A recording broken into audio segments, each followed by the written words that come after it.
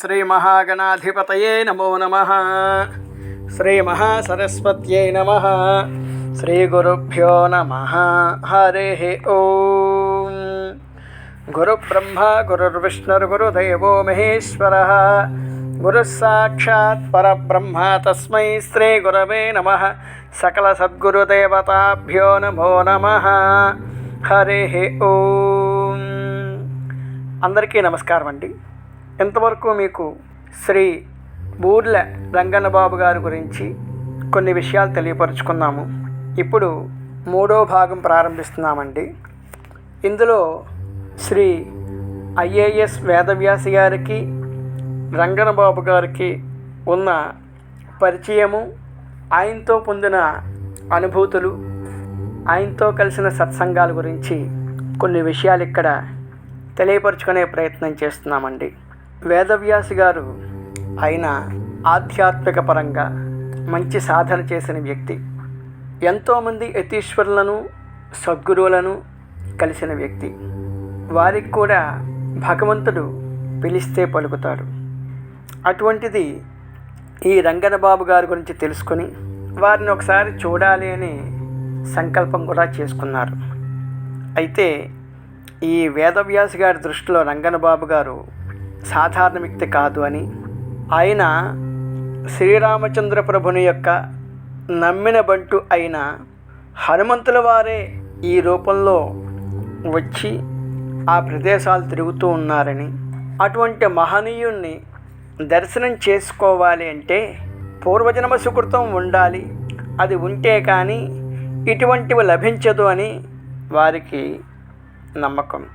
ఇప్పుడు వేదవ్యాసి గారు రంగన్నబాబు గారిని ఎలా కలుసుకున్నారు, ఆయనతో సాంగత్యం ఎలా చేశారు, ఇటువంటి విషయాలు తెలుసుకునే ప్రయత్నం చేద్దామండి. ఒక చిన్న మనవి, ప్రతిసారి నేను వేదవ్యాసి గారు అని చెప్పడం ఉండదండి. నేను అని చెప్పినప్పుడు అది వేదవ్యాసి గారు చెప్పినట్టుగానే భావించాలి. ఇప్పుడు విషయంలోకి వెళ్తున్నామండి. నేను కలెక్టర్గా పనిచేస్తున్నప్పుడు నాకు ఒక ఆర్డర్ వచ్చింది. అదేమిటంటే, నెల్లూరు జిల్లాలో అగ్రికల్చర్ డిపార్ట్మెంట్లో కొన్ని విషయాల గురించి సేకరించి అవి మాకు పంపించమని పైనుంచి ఆర్డర్ వచ్చింది. అదేవిధంగా ఆ పైవారు, మీకు దైవభక్తి ఎక్కువ కదా, కాబట్టి అక్కడ చుట్టుపక్కల మహా అద్భుతమైన దేవాలయాలు ఉన్నాయని అవి కూడా మీరు చూడవచ్చని తెలియపరుస్తూ ఒక లెటర్ పంపించారు. నేను చాలా ఆనందించాను. ఆ ఉత్తరం చదివిన తర్వాత అగ్రికల్చర్ మా దేవుడెరుగు, అక్కడ దగ్గరలో మంత్రాలయ రాఘవేంద్ర స్వామి ఆలయం ఉంది కదా, అది చూడొచ్చు. ఎందుకంటే రాఘవేంద్ర స్వామి సాక్షాత్తు హనుమంతుడి అవతారమే, మనం వారి దర్శనం చేసుకోవచ్చు అని అనుకుని వెంటనే మా అసిస్టెంట్కి చెప్పి, జీపు రెడీ చేయవయ్యా, మనం నెల్లూరు వెళ్ళాలి అని చెప్పాను. అలాగే జీపు రెడీ అయింది. మేము చాలా దూరం వెళ్ళాం. అప్పటికే రాత్రి 11 అయిపోయింది. అందరికీ చాలా ఆకలిస్తోంది. నెల్లూరు దగ్గరలోనే ఉంది. సరే, ఈ దగ్గరలో అయినా దేవాలయం ఉంటే కొద్దిగా ప్రసాదం తీసుకుందామని ఆ దగ్గరలో ఒక పాతబడిన రామాలయం ఉంది, అక్కడ ఆగాం. అయితే రామాలయం మూసేసి ఉంది. విపరీతమైన ఆకలిస్తోంది. అప్పుడు నేను ప్రార్థన చేశాను, స్వామి, నీ దర్శన భాగ్యం కోసం నేను బయలుదేరాను, కానీ ఎక్కడా ఏమీ దొరకలేదు. పోనీ నీ దగ్గరికి వస్తే నువ్వైనా కరుణిస్తావని అనుకున్నాను. నాకు ఆ కరుణ కూడా దక్కలేదు. నన్ను కరుణించి నాకు కొద్దిగా సహాయం చేయి స్వామి అని నమస్కారం చేసుకున్నాను. ఆ రామాలయం దగ్గర ఎవరు లేరు. సరే, మనం ఎదురుకు వెళ్దాం, నడవండి అనే లోపులో గేటు చప్పుడయింది. మేము వెనక్కి తిరిగి చూసాం. చూడగా ఒక కుర్రవాడు కుంటుకుంటూ గేటు దగ్గరికి వచ్చాడు. వచ్చి, ఎవరు మీరు, ఈ సమయంలో ఇక్కడ మీకేంటి పని, ఎందుకు వచ్చారు ఇక్కడికి అని ప్రశ్నల వర్షం కురిపించాడు. మేము ఎదరికి వెళ్తున్నాము, సరే ఒకసారి స్వామిని దర్శించుకుందామని చెప్పి ఇక్కడ ఆగామని చెప్పాం. ఆ యువకుడు నా కేసి తేరిపారా చూశాడు. చూసి ఈ విధంగా అన్నాడు, మీకు ఆకలిగా ఉంది కదూ, అందుకే ఇక్కడ ఆగారు అవునా, ఏమైనా దొరుకుతుందోమో అని, అంతే కదా, సరే ఇక్కడే ఉండండి, ఇప్పుడే వస్తానని లోపలికి వెళ్ళాడు. అరక్షణంలో బయటకు వచ్చాడు. చేతుల్లోని పులిహార ఉంది, ఆకులో పెట్టి ఉంది. అది తీసుకొచ్చాడు, మాకిచ్చాడు. ఆశ్చర్యం. రాత్రి 11 గంటలు అవుతోంది. ఆ పులిహార చాలా వేడిగా ఉంది. సరే, మేము పులిహార తినేసి అక్కడ కుళాయి దగ్గరికి వెళ్ళి చేతులు కడిగేసుకొని నీళ్లు తాగి వారికి నమస్కారం చేద్దామని చెప్పి వెనక్కి తిరిగాం. వెనక్కి తిరిగి చూస్తే అక్కడ ఆ వ్యక్తి లేరు. ఇప్పటిదాకా ఇక్కడే కదా ఉన్నాడు, ఇప్పుడు ఎక్కడికి వెళ్ళాడు అని మొత్తం అంతా చూసాం. ఆ వ్యక్తి కనిపించలేదు.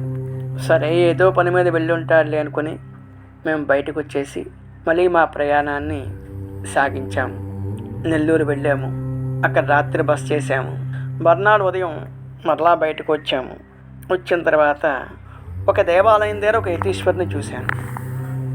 ఉండబట్టలేక నేను అతన్ని అడిగాను, ఏమని? ఆ పలానా చోట రామాలయం ఉంది కదా, దాని మహత్యం ఏంటని. అప్పుడు ఆ యతీశ్వరుడు ఈ విధంగా అడిగారు, ఎందు గురించి అడుగుతున్నారు అని. అంటే నేను చెప్పాను, రాత్రి ఒక వ్యక్తి కుంటుకుంటూ వచ్చాడు, వచ్చే మమ్మల్ని పలకరించాడు, మాకు ఆతిథ్యం ఇచ్చాడు అని. తర్వాత చూస్తే అతను లేడు అని. వెంటనే ఈ యతీశ్వరుడు ఒక్కసారి కళ్ళు మూసుకొని కళ్ళు తెరిచి ఆనందంతో ఈ విధంగా అడిగారు, ఏంటి మీరు ఆ కుంటి వ్యక్తిని చూశారా? నిజం చెప్పండి అన్నారు. నేను చూడటం ఏమిటండి, ఆయన ప్రసాదం కూడా ఇచ్చారు, అది తీసుకున్నాము. ధ్వజస్తంభం దగ్గర కూర్చుని ఆ ప్రసాదం తినేసి కుళాయి దగ్గరికి వెళ్ళి చేతులు కడుక్కొని మంచినీళ్ళు కూడా తాగాం. అంతవరకు ఆయన అక్కడే ఉన్నారు, తర్వాత కనిపించలేదు అన్నారు. ఏమై ఉంటుందని చెప్పి మీలాంటి వాళ్ళని అడిగితే నాకు కొద్దిగా సందేహం తీరుతుంది అని మీ ముందుంచాను అని చెప్పి అన్నారు.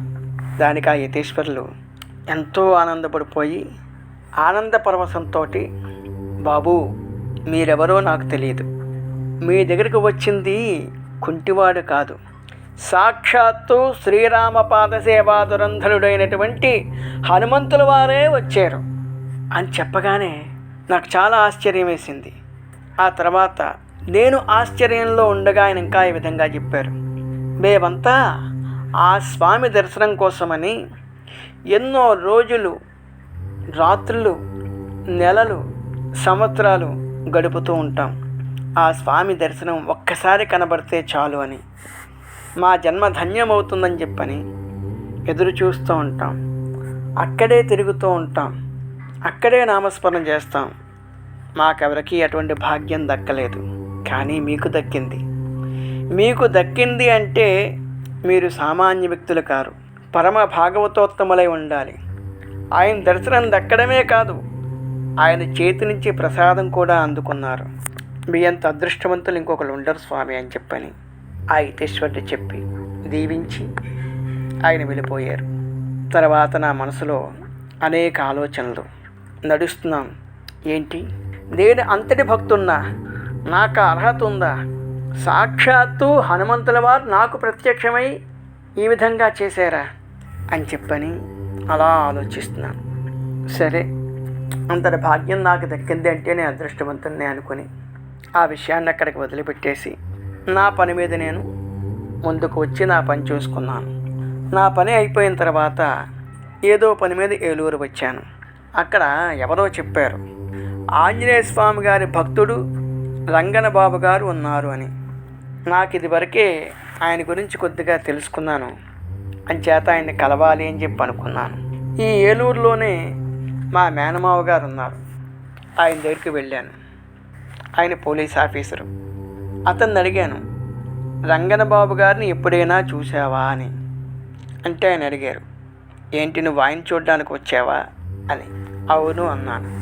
మా మేనమావ గారు ఏమన్నారు, ఇటువంటి వాళ్ళ గురించి నేను ఎక్కువ పట్టించుకోను, ఎందుకంటే వీళ్ళల్లో చాలామంది మోసగాళ్ళు ఉన్నారు, దొంగలు కూడా ఉన్నారు, అంచేత వారి గురించి వారి ప్రస్తావనను నా దగ్గర తేవద్దు అన్నారు. సరే అని ఊరుకున్నాను. అయితే నేను అవేమి పట్టించుకోలేదు. మరలా మా మేనమావ గారు ఉండబట్టలేక ఆయన బ్రాహ్మణుడా అని చెప్పి అడిగారు. నేను కావచ్చు కాకపోవచ్చు నాకు తెలియదు అన్నాను. వెంటనే మా మేనమావ గారు, బ్రాహ్మణుడు కాని వారి గురించి ఎందుకు ఈ వెతుకులాట, సరే నీ ఇష్టం అని చెప్పి ఊరుకున్నారు. నేను నా అనుష్ఠానము, జపము, పారాయణ పూర్తి చేసుకుని మా మేనమావ గారితో కలిసి బయటకు వచ్చాను. అక్కడ ఒక వ్యక్తిని చూసి పిలిచాను. ఆయన్ని అడిగాను, బాబు, రంగన బాబు గారు ఎక్కడుంటారు అని. ఆ వ్యక్తి, వారికి ఇల్లు వాకిలి ఏమీ లేదండి, ఎక్కడుంటారో ఎవరికీ తెలియదు, కానీ ఈ ఊళ్ళోనే ఉన్నారు అని చెప్పని వెళ్ళిపోయాడు. మా మేనమావ గారు మేము కొద్ది దూరం వచ్చిన తర్వాత నేను ఒక మందు కొనుక్కోవడానికి మందుల షాప్ దగ్గరికి వెళ్ళాను. ఆ మందు పేరు చెప్పబోయి, బాబు, రంగన బాబు గారు ఎక్కడుంటారు అని చెప్పి అడిగాను. ఆ షాపు యజమాని, బాబుగారు మీకోసం ఎవరో వచ్చారు అని లోపలికి తొంగి చూసి చెప్పాడు. దానికి బాబుగారు, లోపలికి రమ్మనండి బాబు అని కుర్చీ వేశారు. నన్ను చూసి చాలా ఆప్యాయంగా పలకరించి షాపు యజమానితో చెప్తున్నారు, బాబు, ఈయన ఎవరు అనుకుంటున్నావు, ఈ బాబుగారు కలెక్టరు అని చెప్పారు. నేను ఆ ఊర్లో కలెక్టర్నని ఎవ్వరికీ తెలియదు. నేను బాబుగారికి నమస్కరించి, బాబు, మిమ్మల్ని కలుసుకున్నాను, చాలా సంతోషం, నాకు ఏదైనా మంత్రం ఉపదేశం చేస్తారేమో, అది పారాయణ చేసుకుందాము అని చెప్పని వచ్చాను. దానికి రంగన బాబు గారు పక్కపక్క నవ్వి, ఏంటి బాబు మీరు, మీకు ఆంజనేయ స్వామి ప్రసాదం ఇచ్చారు కదా అన్నారు. అనగా నాకు ఆశ్చర్యం వేసింది. ఆయన చూస్తే శుద్ధ సాత్వికంలో ఉన్నారు. గావంచా కట్టుకుని మెడలో కండువా వేసుకొని సింధూరం తిలకం ధరించి ఉన్నారు. ఎక్కడో నెల్లూరులో ప్రసాదం పెడితే ఏలూరులో ఉన్న ఈయనకి ఎలా తెలిసింది అని ఉండబట్టలేక అడిగేశాను. ఆయన, నాకు ఆంజనేయ స్వామి వచ్చి చెప్పారు బాబు అన్నారు. మళ్ళీ ఆశ్చర్యం. నాకు ఆంజనేయ స్వామి నెల్లూరులో ప్రసాదం ఇవ్వటం ఏమిటి, ఈయన దగ్గరికి వచ్చి ఫలానా వ్యక్తికి ప్రసాదం ఇచ్చానని చెప్పడం ఏమిటి, ఏమీ అర్థం కాలేదు. మళ్ళీ ఆయన కేసు చూశాను. ఆయన నా చూపులోని యొక్క ఆశ్చర్యాన్ని, అమాయకత్వాన్ని చూసి, ఏంటి బాబు, ఎలా వచ్చారని చెప్పి అనుకుంటున్నారా, ఎలా రావటం ఏంటి బాబు, లంకం దాటి వచ్చిన వాడు నా దగ్గరికి రావడం ఒక లెక్క, నా దగ్గరికి వచ్చి ఒక కొబ్బరికాయ కూడా ఇచ్చారు, అది మీ చేత కొట్టించమన్నారు. ఇలా చెప్తూ ఉంటే పక్కనున్న మా మేనమావ గారు, ఆయన చాలా ఆశ్చర్యపోయారు. నోట మాట రాలేదు. అంతవరకు ఆయన మీద దురభిప్రాయం ఉన్న ఆయనకి ఒక్కసారిగా సదభిప్రాయం కలిగింది. నమస్కారం పెట్టారు. ఇలా జరుగుతుండగా నేను మళ్ళీ ఈ విధంగా చెప్పారు, ఎందుకు బాబు, ఒకసారి చూడండి, స్వామి అని పిలవండి, మీకు ప్రసాదం ఇస్తారు అన్నారు. నేను స్వామి అని పిలవగానే వేడివేడి శనగలు వచ్చాయి. ఆయన, అవి పుచ్చుకోండి అన్నారు. అంటూ, ఇవి భద్రాచలం నుంచి వచ్చాయి, అక్కడ మీరు కలెక్టర్గా చేశారట కదా, రాముల వారు పంపించారు అని అన్నారు. నాకు మళ్ళీ ఆశ్చర్యం. ఇదేమిట్రా, ఆశ్చర్యం మీద ఆశ్చర్యం కలుగుతోంది, నాకు ఇదేమన్నా భ్రమ, లేకపోతే నిజంగా ఇక్కడే ఉన్నానా అనే స్థితిలోకి వచ్చేసాను. ఆయన మళ్ళీ ఈ విధంగా చెప్పారు, మీరు భద్రాచలంలో కలెక్టర్గా చేశారట కదా. ఆయన చెప్పారులేండి. నాకు అనిపించింది, ఒకరినొకరు చూసుకోవడం ఇదే మొదటిసారి. ఆయన గురించి నాకు తెలియదు, నా గురించి ఆయనకు తెలియదు, ఇవన్నీ ఎలా తెలుస్తున్నాయి అని. ఈ లోపల రంగనబాబు గారు ఆ పక్క వ్యక్తి చెప్తున్నారు, ఈయన శ్రీరామనవమి రోజునే ఛార్జ్ షీట్ తీసుకున్నారు అని చెప్పారు. అనగానే నేను ఈ విషయం అడిగాను, ఈ విషయం మీకు ఎవరు చెప్పారు స్వామి గారు అని. ఆయన, ఇగో ఈ పక్కనే ఉన్న హనుమంతుడు చెప్తున్నారు అన్నాడు. మాకెవరికి హనుమంతుడు కనిపించట్లేదు. నిజమేనా? హనుమంతుడు అక్కడ ఉన్నాడా, లేకపోతే ఈయన మామూలుగా చెప్తున్నారా? కానీ ఈయన చెప్పేవన్నీ కూడా నిజాలే. ఎక్కడా ఇంత పెసరు అబద్ధం లేదు, అసత్యం లేదు, అన్నీ సత్యవాక్కులే. కానీ నాకు అక్కడ ఏమీ కనిపించటం లేదు, అదంతా మాయగా ఉంది. వెంటనే వారు, రండి, మిమ్మల్ని మా వాళ్ళకి పరిచయం చేస్తానని నా చేయి పట్టుకుని షాపులోంచి బయటకు తీసుకువచ్చి ఓ రిక్షాని పిలిచి, మీరు రిక్షా ఎక్కండి, నేను నడిచి వచ్చేస్తాను అన్నారు. నేను, ఇదేంటి బాబు గారు, మీరు నాతో రిక్షా ఎక్కండి అన్నారు. లేదు లేదు, నేను నడిచే వస్తాను అన్నారు. అప్పుడు నేను కూడా, సరే మీరు రిక్షా ఎక్కకపోతే నేను కూడా మీతో నడిచే వస్తాను, పదండి అన్నారు. కాదు బాబు, మీరు దొరగారు అన్నారు. దొర లేదు, ఏమీ లేదు, పదండి అన్నాను నేను. ఆయన నా చేయి పట్టుకుని బరబరా లాక్కెళ్ళిపోతున్నారు. అది బాగా రద్దీ ప్రదేశం. అందులోనే దేవుని ఊరేగింపు ఒకటి వస్తోంది. ఆయన ముందుకెళ్ళిపోయారు. నేను ఆగిపోయాను. మరలా వెనకకు వచ్చి నా చేయి పట్టుకుని కొన్ని సందుల్లోంచి తీసుకుని వెళ్ళి ఒక ఇంటి దగ్గర ఆపారు. అది వారి అక్కయ్య గారి ఇల్లు. లోపలికి వెళ్ళారు. అక్క అక్క అని పిలిచారు. ఒక ఆడావిడ వచ్చారు. ఆవిడికి భర్త లేరు. ఆవిడికి పరిచయం చేశారు. అది కటకటాల ఇల్లు. ఆ ఇంట్లో చిన్న వసారా ఉంది. అందులో కనీసం ఒక 25 విగ్రహాలు ఉంటాయి. అయినా ఆ విగ్రహాల దగ్గరికి వెళ్ళి అవన్నీ శుభ్రం చేసి దీపం వెలిగించడానికి దగ్గర పెట్టి హాత్ కర్పూరం అన్నీ సిద్ధం చేసి నన్ను కొబ్బరికాయ కొట్టమని చెప్పారు. నేనేమన్నాను, నేను కొబ్బరికాయ కొట్టడం ఏంటండి, కొబ్బరికాయ మోసుకుని వచ్చిన వారు మీరు, అందుచేత అది కొట్టే అర్హత కూడా మీకే ఉంది అన్నారు. నేను ఎలా మాట్లాడుతానన్నారు. ఆయన విగ్రహాలన్నీ చూసుకున్నారు. అందులో ఆశ్చర్యం, ఆంజనేయ స్వామి విగ్రహం కనిపించలేదు. వెంటనే వారు అక్క అక్క అని పిలిచారు. ఆవిడ వచ్చారు. ఇక్కడ ఆంజనేయ స్వామి విగ్రహం ఉండాలేది, కనిపించటం లేదు అన్నారు. వాళ్ళ అక్కయ్య గారు, ఏమో నాయన, ఈ మధ్య ఎలుకలు ఎక్కువైపోయాయి, ఏ ఎలుకైనా పట్టుకెళ్ళిపోయిందేమో, చూస్తానుండు అని చెప్పని ఆవిడ వెతకడం ప్రారంభించింది. ఈయన కొంత సమయం కళ్ళు మూసుకొని కళ్ళు తెరిచి నాతో చెప్పారు, విగ్రహాన్ని ఎలకలేం పట్టుకెళ్ళిపోలేదు బాబు. ఆంజనేయ స్వామి గారు పక్కింట్లోకి వెళ్ళారు ఆడుకోవడానికి. చిన్ని కృష్ణుడు వచ్చేట. వాళ్ళిద్దరూ ఆడుకుంటున్నారు. చిన్నపిల్లలు కదా, వచ్చేస్తారులేండి అన్నారు. నాకు మరి ఆశ్చర్యం. ఇదేమిటి, విగ్రహం ఏమిటి, పక్కింటికి వెళ్ళడం ఏంటి, అక్కడ ఆడుకోవడం ఏంటి, అక్కడ చిన్ని కృష్ణుడు రావడం ఏంటి, వాళ్ళిద్దరూ ఆడుకోవడం ఏంటి, ఈయన వచ్చేస్తారులేండి అనడం ఏంటి, ఏమీ అర్థం కాలేదు.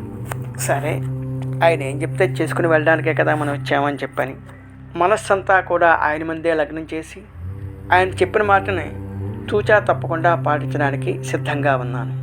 అప్పుడు కొబ్బరికాయ కొట్టాను, పూజ చేశాను. ఈ లోపల ఆంజనేయ స్వామి విగ్రహం వచ్చేసింది. పక్కన కృష్ణుడి విగ్రహం కూడా ఉంది. భలే ఆశ్చర్యం వేసింది నాకు. బాబుగారు, ఇదిగో బాబు వచ్చేశారు అన్నారు. ఆ తర్వాత, మీరు వచ్చారు కదా, మిమ్మల్ని చూడడానికే వాళ్ళు వచ్చారు, లేకపోతే ఆడుకుందరు. మళ్ళీ ఈ మాట అన్నారు. ఇదో తమాషా అయిన మాట. నన్ను చూడడానికట వాళ్ళు వచ్చారట. అంతా విచిత్రంగా ఉన్నాయి. సరే అనుకున్నాను. నేను ఇప్పుడు అడిగాను, అవి విగ్రహాలు కదా, ఎలా కదులుతాయి అని. ఆయన అన్నారు, బాబు అవి విగ్రహాలు కాదు బాబు, అవి నిజమైన మూర్తులే. ఈ హనుమంతుల వారు రాత్రిపూట ఒక్కొక్కసారి గణపతిని తీసుకొస్తారు, ఓసారి కృష్ణుని తీసుకొస్తారు, ఓసారి నరసింహస్వామిని కూడా తీసుకుని వస్తారు. వారికి మీరు నమస్కారం చేసుకోండి బాబు అన్నారు. నేను నమస్కారం చేసుకున్నాను. వెంటనే బాబుగారు, మీరు ఏమైనా ప్రసాదం తీసుకుని వచ్చారా అని అడిగారు. తెచ్చానండి అన్నాను. ఒక పళ్ళెం తీసుకొచ్చారు. అది వెండి పళ్ళెం. దాంట్లో ఎండు ఖర్జూరము, 2 బత్తాయి పళ్ళు, ఏవో 2-3 పళ్ళు పెట్టాను దాంట్లోని. బాబుగారు నన్ను నివేదన పెట్టమన్నారు. నేను మీరే పెట్టండి అన్నాను. మీరు పెడితే వారు తీసుకుంటారట అన్నారు నాతోటి. మన లౌకిక ఆచారంకి వస్తే ప్రసాదం స్వామివారికి చూపించేసి దాన్ని మనం స్వీకరించేస్తాం. కానీ ఇక్కడ ఆ విధంగా జరగలేదు. నేను నివేదన చేశాను. చేసిన తర్వాత అందులోంచి ఒక పండు కనిపించలేదు. ఎవరు తీశారు అనుకున్నాను. నేను కళ్ళు తెరిచే నివేదన చేశాను. నా పక్కన రంగన బాబు గారు ఉన్నారు. వాళ్ళ అక్కయ్య గారు ఎక్కడో లోపల ఉన్నారు. మరి ఇంకెవరు తీస్తారు? నేను ఆశ్చర్యంగా చూస్తున్నాను. నా ఆశ్చర్యాన్ని గమనించిన రంగన బాబు గారు, మీ పండును స్వామివారు తీసుకున్నారు, మిమ్మల్ని అనుగ్రహిస్తున్నారు అని చెప్పారు. అని అదిగో ఆయనే మా గురువుగారు అని రామ పట్టాభిషేకం ఫోటోని చూపించారు. నాకు మళ్ళీ ఆశ్చర్యం. నన్ను అనుగ్రహిస్తానని చెప్పారా, బత్తాయి పండు తీసుకున్నారా అని సందిగ్ధంలో ఉండగానే, నేను చూస్తూ ఉండగానే ఆ పట్టాభిషేకం పట్టంలోంచి పెద్ద పెద్ద శబ్దాలు వచ్చాయి. పటికి బెల్లం బయటకు వచ్చింది. ఫోటో కదలలేదు, ఫ్రేమ్ పగలలేదు. చూస్తూ ఉండగానే పటికి బెల్లం నా చేతిలోకి వచ్చింది. అలా ఉండిపోయింది నేను. ఒక్క క్షణం నాకంతా కూడా మాంత్రికుడు హాంఫట్ అని చూపిస్తాడు చూసారా, అలా అనిపించేసింది. అది మంత్రవిద్య. ఇది సాక్షాత్తు భగవంతుడు ఉన్నాడు అని చెప్పి నిరూపించే ప్రత్యక్ష నిదర్శనాలు ఇవి. నేను ఆ ప్రసాదాన్ని స్వీకరించాను, ఆయనకి నమస్కారం చేసుకున్నాను. అక్కడి నుంచి బయలుదేరి బయటకు వచ్చేసాము. నా పనుల్లో నేను నిమగ్నమైపోయాను. తర్వాత కొంతకాలానికి నేను షిర్డీ వెళ్ళాను. అక్కడ బాబాగారిని దర్శించాను. ఎవ్వరికీ ఏమీ చెప్పకుండా వెంటనే ఏలూరు వచ్చేసాను. రంగన బాబు గారిని కలుసుకోవడానికి మరలా ఆ ఇంటికి వెళ్ళాను. నేను ఆయనతోటి, బాబు మీరు కొబ్బరికాయ కొట్టి హారతి ఇవ్వండి అన్నాను. ఆయన కొబ్బరికాయ కొట్టి హారతి ఇచ్చారు. హారతి ఇస్తున్నప్పుడు ఆయన ఆంజనేయ స్వామికి మాత్రమే హారతి ఇచ్చారు. అంటే నేను అడిగాను, అదేంటి బాబు మీ గురువుగారు అయినటువంటి రాముల వారికి హారతి ఇవ్వలేదని. ఆయన నాతో భలే చమత్కారంగా మాట్లాడారు. ఆయన తురకవాణి రూపంలో మీకు ప్రత్యక్షం అయ్యారట కదా, అల్లా అచ్చా కరేగా, దేవుడు మీకు మేలు చేస్తాడు అని చెప్పారు కదా అని అన్నారు. ఆంజనేయ స్వామి ఆడుకోవడానికి వెళ్ళాలట, తొందరగా హారతి ఇమ్మంటున్నారు. ఆయన కృష్ణుడి దగ్గరికి వెళ్ళి ఆయనతో ఆడుకోవాలట. వీళ్ళంతా మనవాళ్లే బాబు, ఎప్పుడు పిలిస్తే అప్పుడు వస్తారు అని చెప్పని హారతి ఇచ్చారు. మరలా అదే ఆశ్చర్యం, ఆ పట్టాభిషేకం ఫోటోలోంచి మరలా కొద్దిగా పటికి బెల్లం వచ్చింది. అది నేను ప్రసాదంగా తీసుకున్నాను, నమస్కారం చేసుకున్నాను. వారి మాటలనే నా మనసులో పదే పదే నెమరు వేసుకుంటున్నాను. మళ్ళీ నా వ్యవహారాల్లోకి నేను వచ్చేసాను. తర్వాత మళ్ళీ కొంతకాలానికి నేను గుంటూరులో ఉన్నారు రంగనబాబు గారని తెలిసి నేను గుంటూరు వెళ్ళాను. ఆయన ఎవరింట్లో ఉంటున్నారో తెలుసుకుని అక్కడికి వెళ్ళాను. వారు నన్ను సాదరంగా ఆహ్వానించి, రంగనబాబు గారు మా ఇంటి దగ్గరే ఉంటారండి, కానీ ప్రస్తుతం ఇక్కడ లేరు, రామాలయంలో అభిషేకం జరుగుతోంది, అక్కడ ఉంటారేమో, ఆగండి అని చెప్పని ఒక వ్యక్తిని పిలిచి, మన రామాలయంలో రంగనబాబు గారు ఉన్నారేమో చూడు అన్నారు. ఆ వ్యక్తి రామాలయం దగ్గరికి వచ్చి, మిమ్మల్ని చూడటానికి ఒక వ్యక్తి వచ్చారు బాబు అని చెప్పారు. వెంటనే బాబుగారు, నేను అభిషేకం అయిన తర్వాత వస్తానని చెప్పండి అని చెప్పి పంపించారు. ఆ వ్యక్తి ఇంటికి వచ్చి ఈ విషయాన్ని తెలియపరిచారు. అప్పుడు ఆ ఇంటివారు, బాబుగారు రావడం కొద్దిగా ఆలస్యం అవ్వచ్చు, రండి, మాకు దగ్గరలోనే తెలిసిన వాళ్ళు ఉన్నారు, వారింటికి వెళ్దామని నన్ను తీసుకుని వెళ్ళారు. తీరా అక్కడికి వెళ్తే రంగనబాబు గారు భోజనం చేస్తున్నారు. నాకు చాలా ఆశ్చర్యం వేసింది.